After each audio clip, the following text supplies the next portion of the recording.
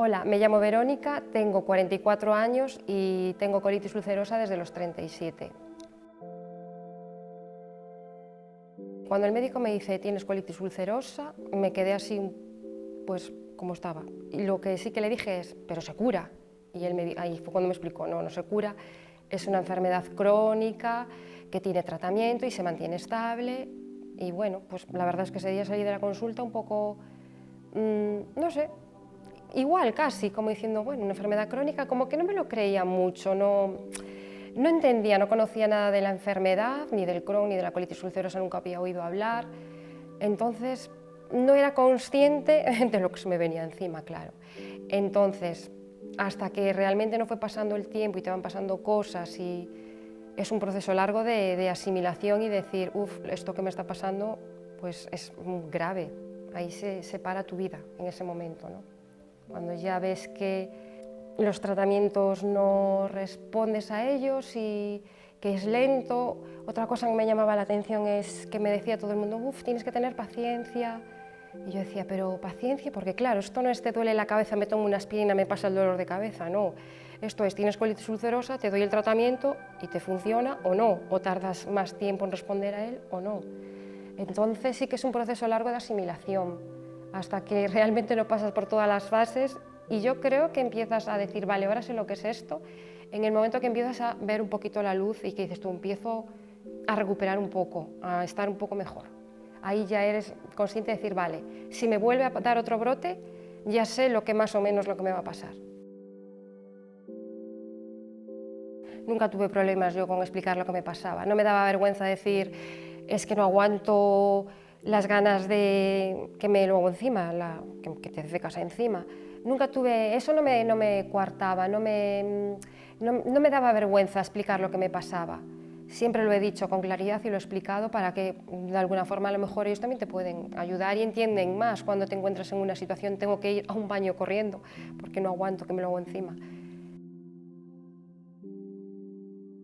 Pues principalmente en mi pareja, en mi familia y en mis amigos. Son los pilares fundamentales. Eso sí, yo lo que considero súper fundamental y que sí tuve claro cuando estaba en los momentos de bajón, que a mi lado no quería gente negativa. Porque a veces la gente que mucho te quiere te ahoga más y entonces eso no es bueno. Yo, claro, ¿qué vas a decir?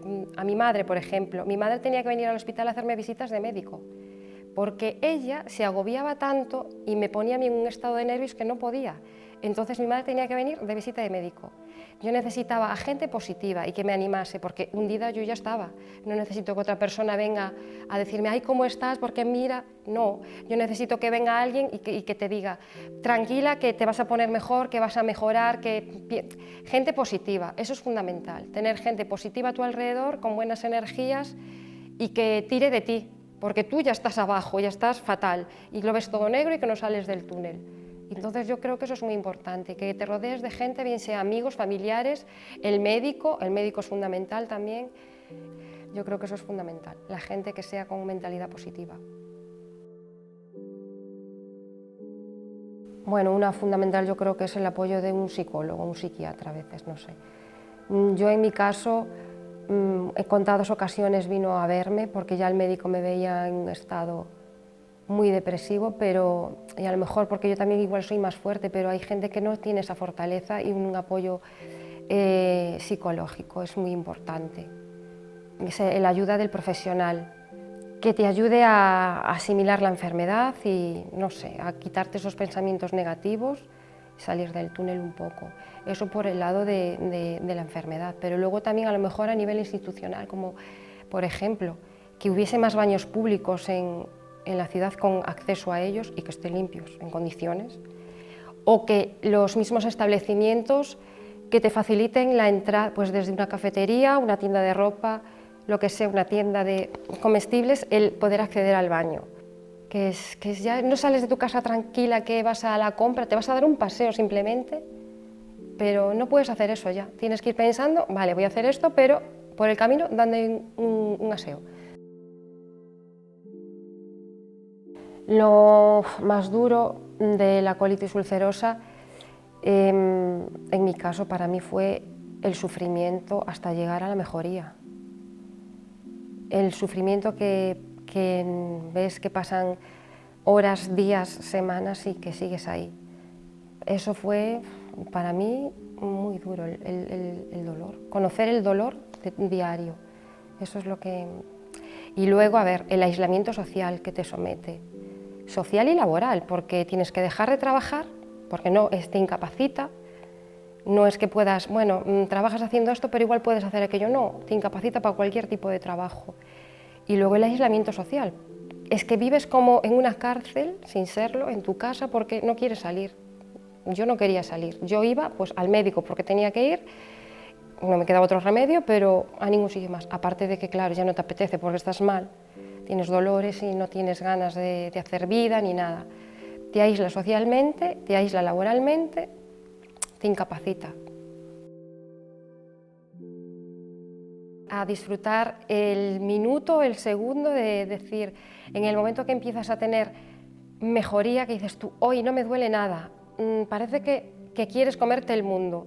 Yo dije, bueno, voy a aprovechar porque estoy ahora, digo, jo, bien, no sé lo que me va a durar, pues vamos a aprovechar estos 5 minutos, estos 10 minutos, esta hora, lo que sea, a hacer cosas, desde salir a comprar el pan, algo tan sencillo como eso, hasta, no sé, ir a darte un paseo, ir a tomar un café con tus amigos tranquilamente, disfrutar eso, decir, no tengo dolor, estoy bien, no, que dices, jo, venga, vamos, aprovecha, vive la vida y disfruta porque esto te cambia así, tal y como me vino, me levanté un día fatal, a decir, bueno, empiezo a ver la luz y vamos a aprovechar, a vivir la vida, a cuidar tu cuerpo, a cuidar tu mente, porque valoras más el estar bien, el decir qué bien se está cuando se está bien, ahí te das cuenta.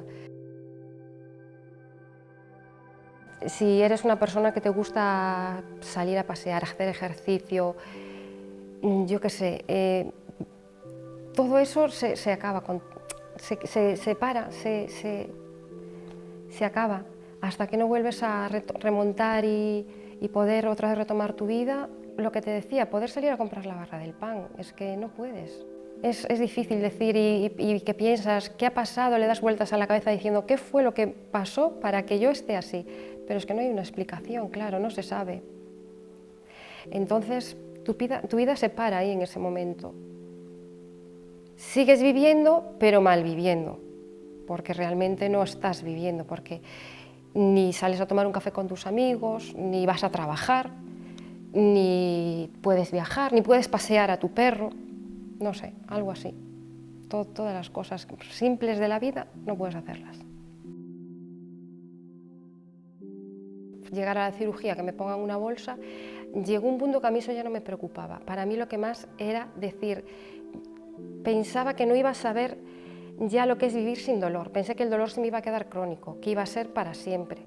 Más que me pudieran hacer una cirugía y ponerme una bolsa, que también te da miedo porque, claro, es un proceso duro ese, ¿no? Pero yo decía, igual llego ahí y tampoco me quita el dolor. Mi peor miedo era ese, seguir con dolor. Estaba estando ingresada en el hospital. Claro, tú cuando estás ingresado y vas a hacer una deposición, pues tienes que avisar siempre a la enfermera porque ellos tienen que venir a ver si sangras o tal. Entonces, recuerdo que tenía en la habitación, no sé quién había entrado, que me habían venido a visitar, no sé si unos amigos, unos compañeros de trabajo, así. Y yo había ido al baño y avisé a la enfermera y viene y me dice, en alto, ay Verónica, nunca me gustaron tanto tus cacas como las de hoy. Bueno, aquello fue, claro, los otros se quedaron todos así cortados. Le gustaron porque ese día fueron bonitas para ella. Dice, me gustan mucho tus cacas hoy. Y yo, pues, vale.